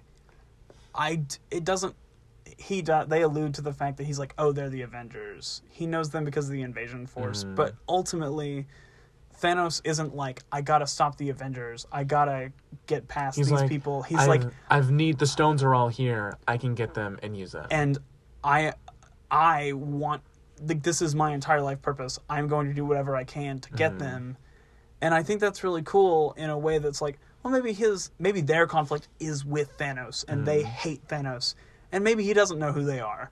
But there's inherently, like, a very heavy conflict in just the fact that, like, this is what he's been trying to do for his entire life. And we see that he successfully does it. Now he's trying to do it again, and we have to stop him. I think that's really cool. Yeah. I think it deserves to be in God tier. I really do. I'm fine with that. I think, I think the reason I would put it there is because of how fun the, like, time travel sequences are, how well it ends the story. If my only qualm being is that they use a different Thanos, that's not a big deal. Again, because it works well. It's like the ultimate I'm glad. realization of the MCU's capabilities, and also it's just, like, an amazing celebration of, like, how far that these movies have come, and not just Marvel movies, but, like, all of these movies that we've talked about before. Like, there's no Avengers Endgame without Batman '89. There's no Avengers Endgame without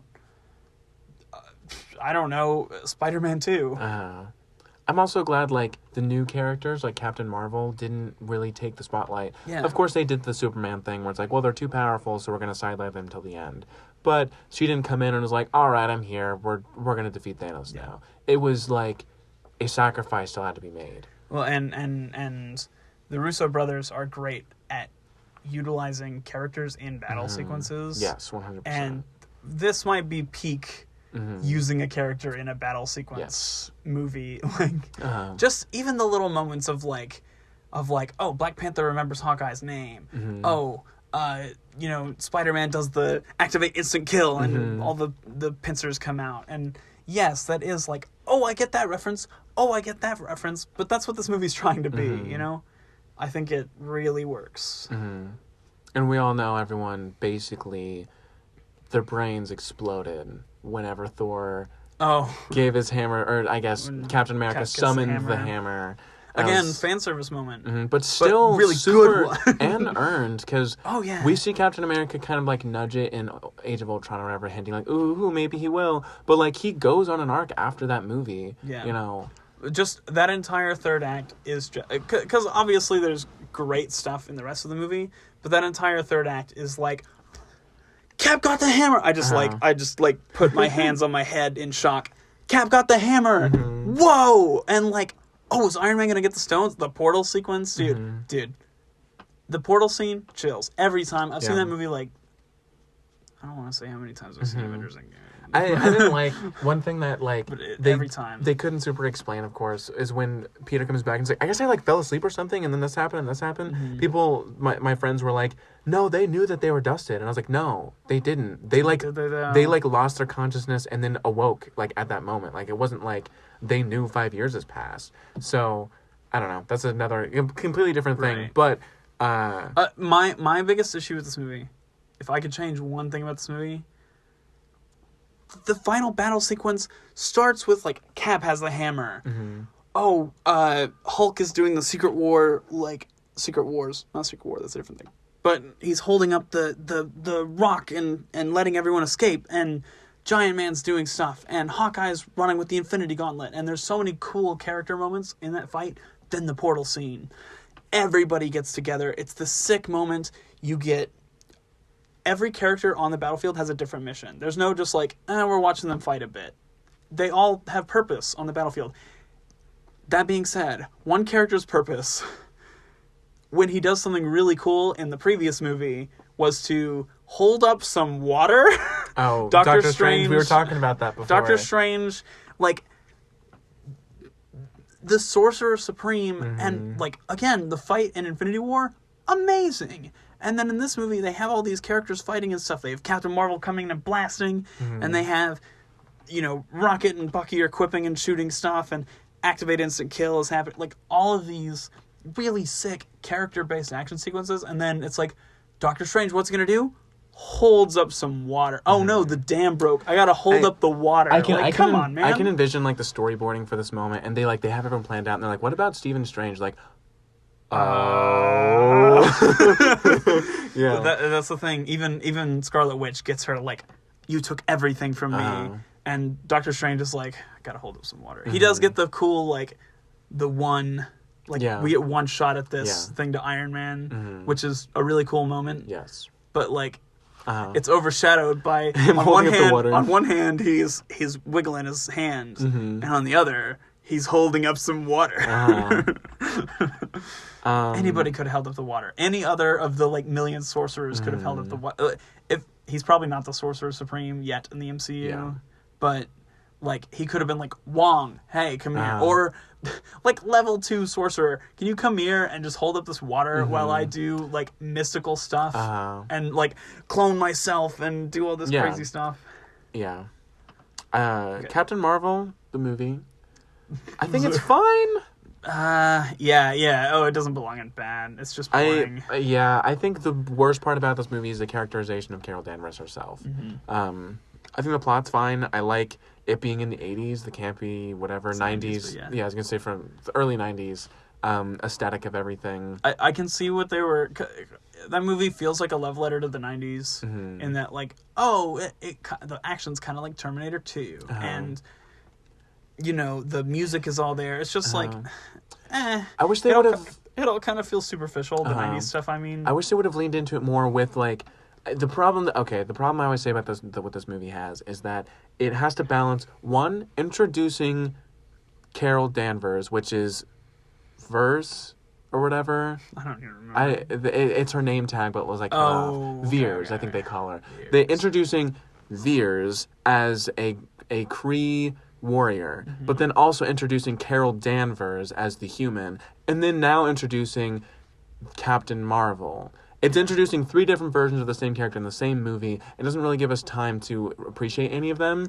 And I think it should have started with Carol Danvers. Yeah. I think the moment we see of her in the bar and she's like having a good time and everyone just like having fun, that's like a moment I was like, why isn't there more of that? I want more of that. Like the whole movie could have just been her exploring who she was as a human. It didn't have to have as such great stakes of like, oh, the Kree are coming after her and the Skrull are there invading. And I don't really know what the purpose of making it a prequel was. Like, they wouldn't have wanted to go into this time period before Endgame, but like, if this movie took place between Infinity War and Endgame, what would be the difference? Yeah, I guess you'd have the, like, it wouldn't be as well as standalone because they'd be like, yeah, everybody died. But like, I don't know, I just feel like they were like, oh, we're gonna have 90s nostalgia and it's gonna be cool. But then as a prequel, it doesn't really do anything cool for the universe. Like, I feel like it does negative things for the universe even. Like, Nick Fury's eye gets scratched out by a cat? And the Avengers thing just being the name of her ship. I think Yeah. those are very small things that it's like, that's such an important cool and big thing of the whole MCU, and they negate it by saying, he's like, the last time I trusted someone, I lost an eye. And it's like, you trusted a cat? That's such a cool moment. And you have the Skrulls in this movie, dude. Yeah. He could have trusted a Skrull that cut his eye out. Which I think that would have been sick. I think they had a different ending plan. I forget what the main Skrull dad name is, but I don't think he was meant to. I think he was meant to die. Yeah. He doesn't die, but I think he was meant to, and they changed the ending. I'm not going to go into that, but I think the best part of this movie is the way they flipped the Skrull-Kree dynamic. The Skrulls were the villain in the comics, and I think they still going to be because of secret invasion happening. Right.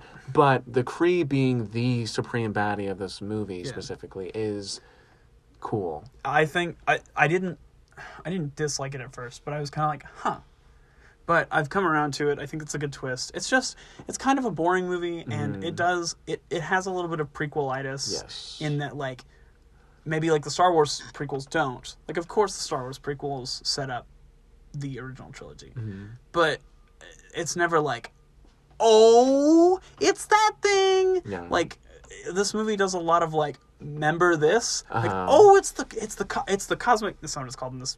It's the cosmic cube. Oh, it's the Tesseract. Yeah. Oh, it's the. That's how the Avengers got their name. That's how the Nick Fury thing is probably the best example of the MCU being like, oh, it's a funny, but it's like, did you need a funny there? Yeah, I think too. Go ahead. Also, just the Avengers thing. You brought it up, but like it's the name of her ship, or that's her call sign, and it's like, oh, that's how we got the name for the Avengers. It's like, who cares? Like, who cares where the Avengers got their name? Yeah, agreed. I don't. It's care. a silly thing that feels like it subtracts from it when you know. Sometimes the mystery is better, and I think too. I had something I was going to say that was really, really cool and important. Oh well. All right, we'll speed this up. We're almost done. So the next one we have is Phoenix. Dark Phoenix, which I haven't seen. Terrible. I haven't seen it, so terrible. It's boring. I've only heard awful things about it. The Dark Phoenix saga. Well, first of all, this is the second time they've tried the Dark Phoenix saga, and I say saga because the story went on for years. Yeah, and it had cosmic alien races and destruction of multiple planets, and it was this huge saga that went on for so long. And twice they've done a movie where it's just like, I don't know, they're in forests and stuff, and then Jean Grey goes, oh, my head, ow. I think in Last Stand it isn't a good adaptation of Dark Phoenix, but I do think it is well established in the first and second movie that that's a thing, at least. That's a different movie that we're talking about, but I don't know at all about Dark Phoenix. Dark Phoenix, well, here's the thing. This movie came out a year after Infinity War, which means it came out 5 years after Guardians of the Galaxy. So it's had plenty of time to get weird with the X-Men. And here we have a movie where they're like, this time, they're going to space. And they go into, like, Earth's orbit. Yeah. And she gets the Dark Phoenix. or the Phoenix, and then they go back down, and it's like, oh, there might be aliens invading, but the aliens aren't aliens. They look like regular people. They're shapeshifters. But it's just like, okay, so Jessica Chastain is an alien, and like yeah, they went to space, barely. Like it's not interesting at all. I don't know why they would try to do Dark Phoenix again, and just make it boring. Yeah. Again. Yeah, it's bad. I think Glass is also terrible. I haven't seen Glass. I have. I watched it before watching any of the other movies. Okay. And then I watched them, and I was like, all the other movies these are based on, which is only two, Unbreakable, and Split. Unbreakable, Great. a great movie. Split, it's on this list. It's fine. I think it could be in good, but I put it in fine just because of the premise. Glass takes those and is like, okay, let's take these characters that aren't like in Split. He's not a superhero. He's a psychologically manipulative villain that is like kidnapped this woman, and then they're like, well, he has powers, so we're gonna make him the super villain, kind of. I don't know. Something that didn't interest me about this movie when it was coming out, because I saw Unbreakable before this movie came out. I didn't see Split, but something that really interested me in Unbreakable was like, oh, it's a real world superhero, and at the time that hadn't really been explored yet. But in this movie, it's like, maybe they're all just crazy. It's like, I've seen it. Yeah. I've seen that trope, and I don't know how they handle it in the movie, but I don't really care about seeing it. I think it's handled okay in the sense of it made me question, only because the villain Glass, who's the super genius whose bones are like breakable or whatever, is because he seems like the one who is delusioned. Because he doesn't have any powers. Like, he's smart, that's his power or whatever. The other two actually have quote-unquote powers. Yeah. And so it does feel like they're trying to trick themselves that they're into delusions, which makes more sense for Split, because he does have a dissociative identity disorder. But also it turns into a little, like, beast. Yeah. Where the Unbreakable guy, he has actual powers, you know.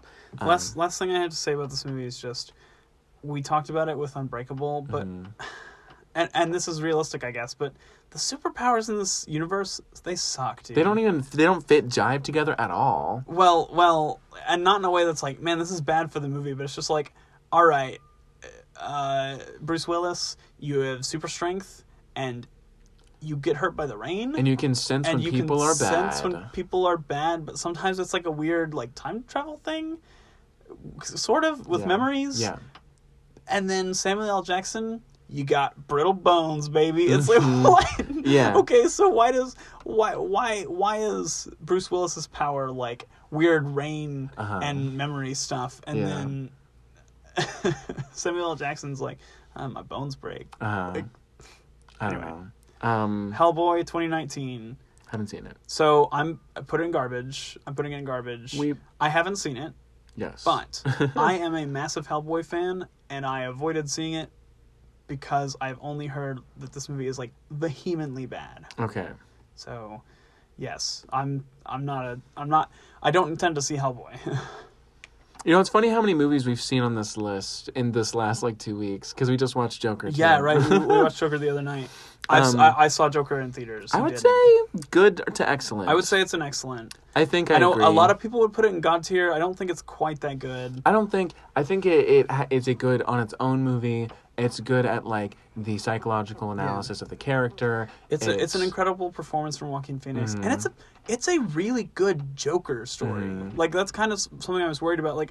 Is this gonna be it's a gritty crime movie, but he's kind of the Joker, and it's like, yeah, it kind of is, but he's the Joker. Yeah. It's not just and I'm the Joker. You see this character evolution, and he becomes a character that I never thought he would be that similar to the Joker, and he really is. Yeah. And the one thing I didn't super like was sort of the tie-in with the Bruce and everything, where he goes to the manor and he plays with them or whatever. It was fine, and it made sense for the setup that they made, but it's not super necessary. I like the turnaround on I'm not sure why they did it in the first place, but the the Joker and Batman are brothers, and then it's like, But it's like, no, she's crazy. No, Yeah. they're not brothers. Mm-hmm. I agree. I think the setup, I was initially like, and then when they pulled it off, I was like, okay, that's fine. Yeah. Which is I think that's the one thing that pulls it from God tier to excellent. It's just the amount of time that is spent on tying it to Batman. Yeah. Everything that is just Joker, though, is excellent. I think it's a great Scorsese homage as well. I think Joker deserves to be up there. I don't think it's I don't think it's like changed superhero cinema. Yeah. I think it's just a really good movie that exists. Men in Black 3? Men in Black International. Oh. I would say it's in garbage. I haven't seen it. So. I hate that has Hemsworth, right? Hemsworth and Tessa Thompson. They were like, "Oh, Thor Ragnarok, okay." Like, it's not good. It's really boring. It's not as funny as the other Men in Blacks. It's weird execution on a movie that already was completely unnecessary. The story is bad. The jokes fall flat a bunch. It's not very good. Shazam, I've heard is good. Oh, have you not seen it? I would put it in good. Okay, I like the actor. He's cool. I really like Shazam. I've seen all the scenes from the trailers that I've enjoyed all those. I would like to watch this movie. I have it. Okay. So if you want to watch it, so it's in good, and we'll watch it. Maybe more information into. I really like Shazam. I think it's a great. Would you say it's one like? So this is on the same level as Aquaman, or it's better than Aquaman? They're very different movies. They're very different glimpses of the DC universe, and I think that's something that DC does really well. Of the if the Marvel universe all exists in one world that is kind of our world, the DC universe is a weird parallel reality with different cities, and every character kind of has their own sub-universe, and I feel like that's how the movies are working too. Like Batman has a weird gothic city, which I like, and I have sort of complained about the MCU not having as many standalone events.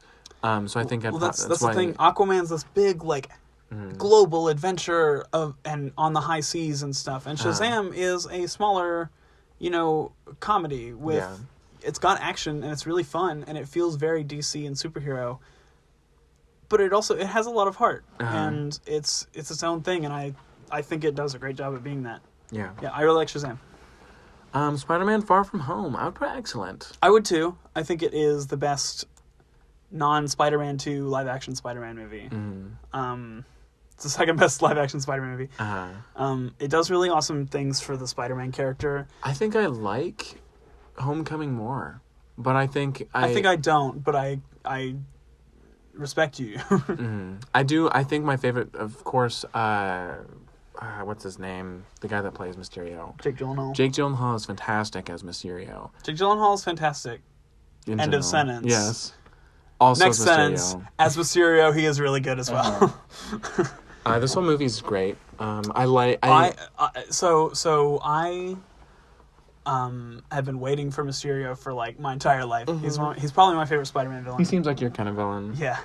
And I went to see it with someone who was less experienced with Spider-Man comic lore, but is a really big fan of Spider-Man movies. And they were like, "Oh, well, it's cool that they're introducing a hero in this movie," and that was my click to be like, don't spoil Mysterio. Yeah. Because the instant they were like, Mysterio's a hero, I'm like, no, he's not. I know that for a fact, and for me, that was a cool thing where it's like, if you don't know who Mysterio is, you get the cool twist of, oh, it's a villain the whole time. And for me, the twist was, that's how they're doing Mysterio. He's a corporate showman with all these drones and stuff. That reveal scene, I was like, of course he's a bad guy. But the thing comes up and all of them are in the bar and they're laughing and cheering and stuff. I was like, whoa! That's so cool. That's how they're doing Mysterio. The That's sick. sequences too of him creating the reality and that stuff that he's quote unquote programming or whatever into these drones, but it's also just a cool nightmare sequence to explore Peter Parker. Yeah. Great Mysterio sequence. I wish we had another Mysterio sequence in that movie. I think when he gets hit by the train, one of my favorite tropes is the hero's dead and they have to come back. You know, Yeah. which not to say it's not usually done as well as I'd like. I think this is one of those movies that does it well, where it's like he's fallen from grace, he's lost everything seemingly, he's going to lose. That part where he walks onto the train and he's all wounded and he's like, the light is flickering over him. That's a very cool visual. And then he's like has nothing. He has to call Yeah. Happy, and he makes a whole new suit and everything. Very cool. Well, and this movie does great things for Spider-Man as a character, and it really makes him stand out on his own. That costume also is really great. It makes Tom Holland look kind of nice. It's one of my favorite Spider-Man movies. I think the action, especially in the final act, when he's jumping around the drones and guiding them across and hitting them with the webs. That's the first time I feel like Great. I see Tom Holland Spider-Man be clever in a fight. Yeah. Not that he's not clever in the other ones, but this is the first time we really see him use his like brains to fight. I think previously it's been like either he's fighting or he is clever, and I think this is like a beautiful mesh of both. Yes. Of like, wow, this is a realization of Spider-Man in action. And it's not depending on like the suit to do cool things. It's just him doing cool things. Doing cool Spider-Man stuff. Also, I guess this might be the last thing I say about the movie, and we'll see how Spider-Man 3 handles this, but amazing cliffhanger? Great cliffhanger, because I know going into this movie I was like, man, I hope they don't reveal Spider-Man's identity. And they kind of tease you with it there at the end, and it's like, oh, he's talking about something else. Like, they're not going to reveal his identity. And they have the swinging scene, which, love me a Spider-Man swing, so that's great. And then they cap off this movie with, no, Spider-Man doesn't reveal his own identity, but it is revealed to the world, and now he has to deal with that. Such great setup for a Spider-Man story. It's that ending has so much weight, and again, we'll see how a crowded movie like Spider-Man No Way Home handles that, but I really love that cliffhanger. It's probably one of my favorite Spider-Man movies. Yeah. Moments in a Spider-Man movie that is also one of my favorite Spider-Man movies. For sure. Next up, Birds of Prey. Birds of Prey. You've seen it, I have not. What do you say? You know what? I want to put it in excellent, but it's probably not. It's probably good. It's good. Pretty good. I think we should watch it. I think it is severely underrated. It's a really unique and fun superhero movie that earns its R rating, which is not something I expected. This movie kind of took me a lot by surprise because I was like, a Harley Quinn movie, but it really works. And the Birds of Prey and Harley Quinn feel distinctly separate, and not in a bad way. I really like Birds of Prey.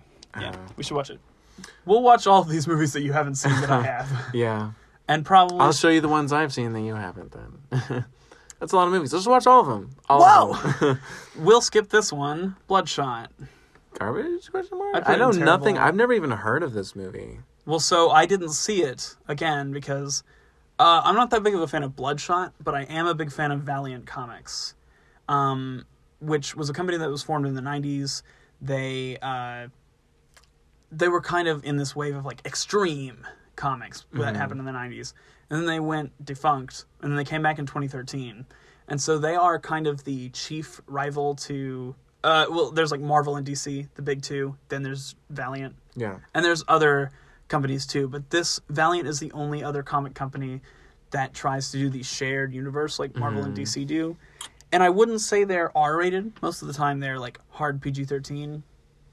But they have really interesting characters. And the first one they went with in a movie was Bloodshot, which is probably the safest bet. He's kind of like the Punisher if he had like nanites in his system that make him stronger. Like the Punisher Captain America, I think.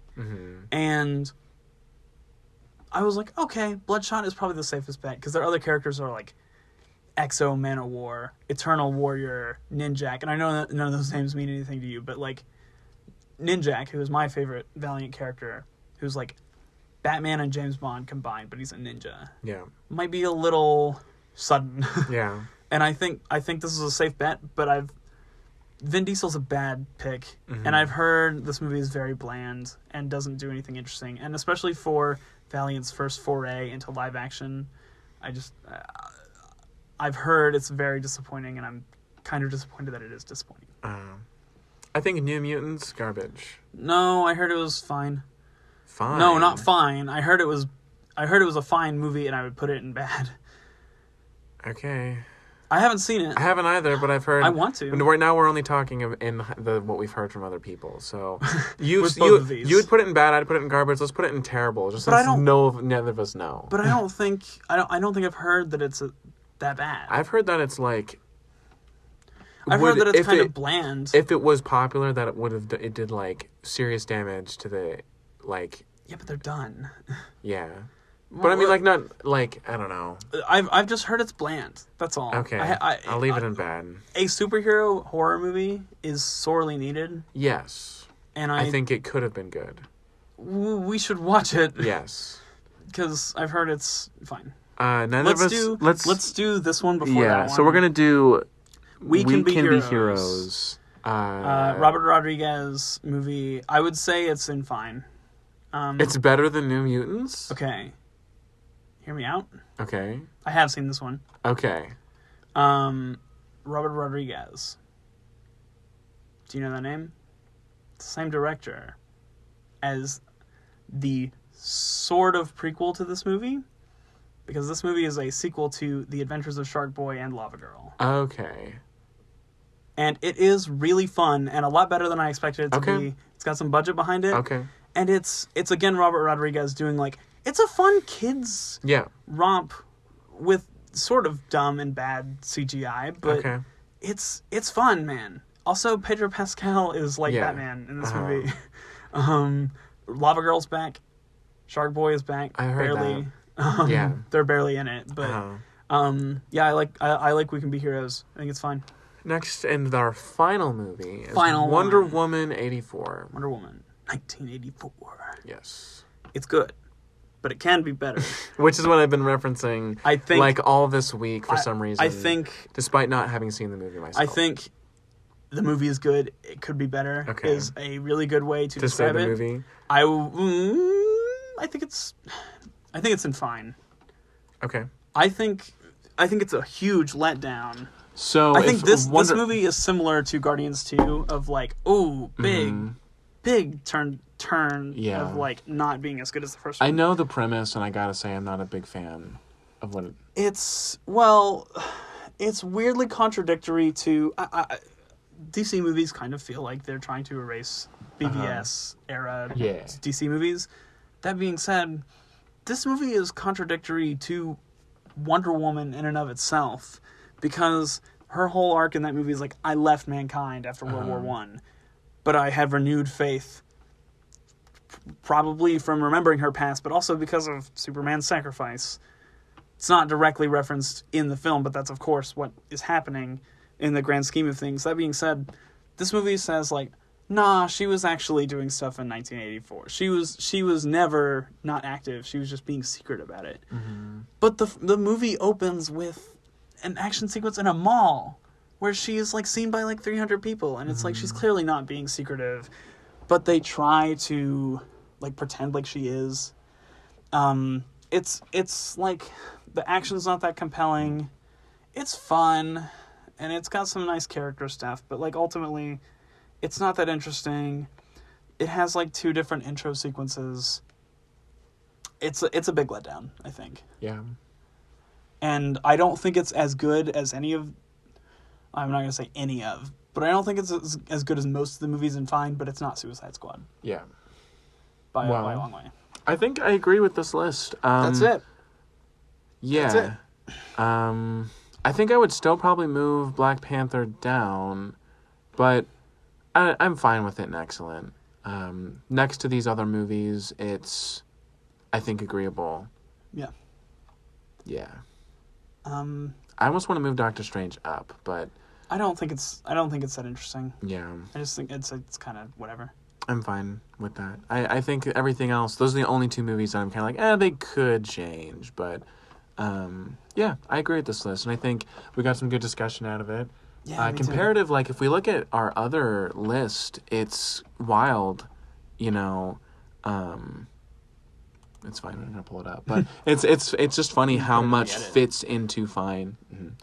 Looking at the other list, it's just funny how much fits into Fine, and that like superhero movies, I wouldn't say like the majority are good or bad. Yeah, a lot of them are just but like they're there. If we look at the last two lists, though, there's a lot more that's in, like, bad and terrible than there is in, like, excellent and good. In this new era of movies, there's a lot more that's on the, like, excellent and good area than there is. Oh, yeah, definitely. They've definitely, like, found their groove. Well, I think that's like a, you know, sort of you miss 100% of the shots you don't take sort of thing. Mm-hmm. Way more output equals way more, I wouldn't say way more quality, but, like, there's a lot more movies that shoot that high, you know?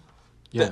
There's movies like Civil War and, you know, Joker and Ragnarok and Infinity War Endgame, especially Spider-Verse, that, like, go that extra mile to be really excellent films. Yes.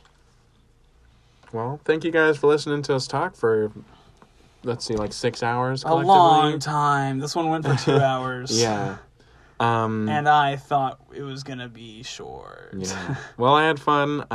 Tune in next time for whatever else we come up with. Yeah. Smell you later. Bye.